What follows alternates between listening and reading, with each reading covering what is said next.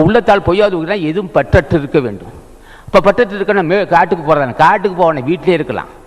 பற்று அற்றவன் வீட்டில் இருப்பான், எல்லா வேலையும் செய்வான். பெற வேண்டியது பெற்றான், அறிய வேண்டியது அறிந்தான், செய்ய வேண்டியது செய்தான், வெற்றிகரமாக முடித்து விட்டான். அவன் தான் உள்ளத்தால் பொய்யாது ஒழுகினான். அப்போ இந்த வாய்ப்பு மனிதவருக்கு எப்படி பெறுதுன்னா, புரிந்து கொள்ளுங்கள்.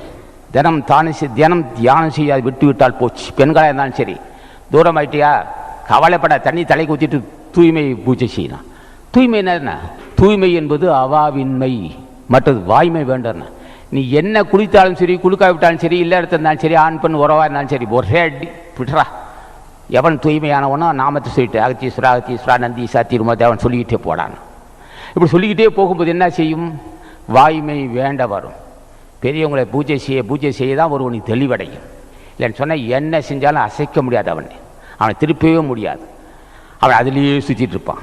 ஒரு பாவம் செய்வான், ஒரு வருடம் பொருளாதாரத்தை விரும்புவான், பொருளாதாரத்தை கவருவான். பொருளாதாரத்தை மற்றவன் வஞ்சித்து வாங்கினாலே வந்து இது வென வரப்போகுதுன்னு அர்த்தம். அந்த பாவம் என்ன செய்யும்? உன்னை சூழ்ந்துக்கிட்டு என்ன செய்யும்னா நல்லதே சித்திக்கோடாமல் செய்யும். ஒரு பாவம் மேலும் அறியாமை உண்டு பண்ணும். ஒரு பாவம் செய்தால் மேலும் அறியாமை உண்டு பண்ணும். மறுபடியும் பாவம் செய்வான், மறுபடியும் அறியாமை உண்டு பண்ணும், மறுபடியும் பாவம் செய்வான். பாவம் செய்ய செய்ய செய்ய நற்காரியத்தை சிந்திக்கவே விடாது. பாவம் செய்ய செய்ய எந்த செயலும் அவனுக்கு புரியாமல் செய்யும். இருட்டில் கிடப்பான் அவன். இத்தனை வெளிச்சம் இருக்கு, இத்தனை வெளிச்சத்தில் இருக்கிற அவனை மட்டும் இருட்டிலே கிடப்பான். சிந்தனை தெளிவற்று இருப்பான். நல்ல சிந்தனை இருக்காது, தய சிந்தனை இருக்காது, போட்டு உடட்டிக்கிட்டே இருப்பான். கடைசி வரலும் எது கெடுதலோ அதை செய்து வெற்றிகரமாகவே முடித்து சாவாண்டான். என்ன ஐயா இதுக்கெல்லாம் உபாயம்? மனித வர்க்கத்துக்கு ஒரு உபாயம் இல்லையோ? இருக்குடா. யாரா கேட்பான்? யாரு கேட்பார்? கேட்பானோ பாவி? கேட்கவே மாட்டான். கேட்காமலேயே கடைசி வரலும் வெறுங்கையா போவான். அதுக்கு என்ன உபாயம்?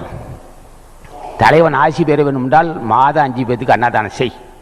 தலைவன் ஆசி பெற வேண்டால் காலை மாலை தியானம் செய்தே ஆக வேண்டும். தலைவன் ஆசி பெற வேண்டால் திருக்குறளோ திரு அருப்பாவோ திருமந்திரத்தை படிக்கத்தான் வேண்டும். படிக்க விட மாட்டேங்குதே பாவி, நான் போய் முட்டிக்கிட்டு கிடறானா? போய் முட்டிக்கிட்டு போ, நரகத்தை கடந்துடுறா, நரகத்தை கடந்துட்டு போ. என்னவா நீ உனக்கு ஏதோ இதே பிடிக்கலையே? திருமந்திரத்தை 10 நிமிஷம் படிக்கவோ அருப்பா பெரியவன் இல்லவா? எவன் உள்ளத்தால் பொய்யாது உலகன், உள்ளத்தை தூய்மைப்படுத்தியவன், காமத்தை வென்றவன், பொருளாட்சி வென்றவன், விகாரமற்றவன், கொனைக்கடையெல்லாம் பொடி பொடியாக்கினவன் எழுதிய நூல்கள் திருக்குறள் வந்தது. அருப்பாலாம் படிப்பையோ பாவி? அதை பற்றி சிந்திக்கதான ஒன்று முடியுமா? கேட்க மாட்டியே, கேட்க விடுமா உன்னை? எப்படி தான் உள்ளத்தால் பொய்யாது ஒழுகிறது? எப்படி உலகத்தால் உள்ளத்தான் இருக்குன்னா? இதெல்லாம் மிகப்பெரிய போராட்டத்தில் இருக்குது இந்த மனம். மிகப்பெரிய போராட்டம். அப்போ மிகப்பெரிய போராட்டம் எப்படி செய்யணும்? நீ சிறு சிறு முயற்சியை எடு. பெரிய போராட்டம் இல்லை, திடீரென்று தாண்ட முடியாது. யாருமே பெருமாமலைக்கு போனால் 2000 படி மேலே கடந்து தான் போகணும்.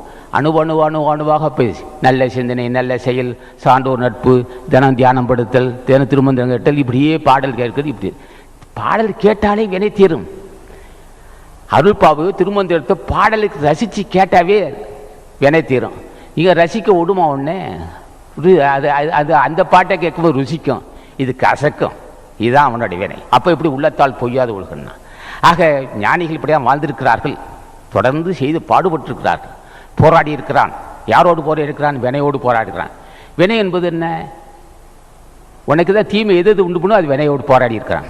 வினை என்பது மனமாக இருக்கு, மனைவியாக இருக்கு, பிள்ளைகளாக இருக்கு, தாய் தந்தையாக இருக்கு, பகையாக இருக்கு, வறுமையாக இருக்கு, நோயாக இருக்கு. வினை போராடிக்கிட்டே இருக்கிறான். போராட்டம் வேண்டும், தொடர்ந்து போராடி இருக்க வேண்டும். தொடர்ந்து ஒரு சிற்பம் செய்ய வேண்டால், கற்சிலை செய்ய வேண்டால் ஆயிரக்கணக்கான லட்சக்கணக்கான சுற்றில் அடிப்பட வேண்டும். சுற்றில் அடிபடாமல் ஒரு சிற்பம் ஆகாது, ஒரு சிலையை உருவாக்க முடியாது.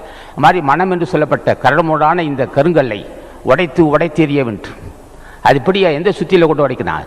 புண்ணியமும் பூஜை என்ற சுத்தியில் கொண்டுதான் அந்த மனசை கருங்கல்லை உடைத்தெறிய வேண்டும். கருங்கல் மனம் இந்த இரும்பு போன்று இருக்கு, அந்த கருங்கல்லை உடைக்க வேண்டும். அது கனியாக்க வேண்டும், கல்லை கனியாக்க வேண்டும். அந்த கல் இதயத்தை கல்லாக்கு, இதயமே கல்லாக இருக்கு. அந்த இதயத்தை கரைப்பதற்கு ஒன்றே ஒன்று தியானம் தான்.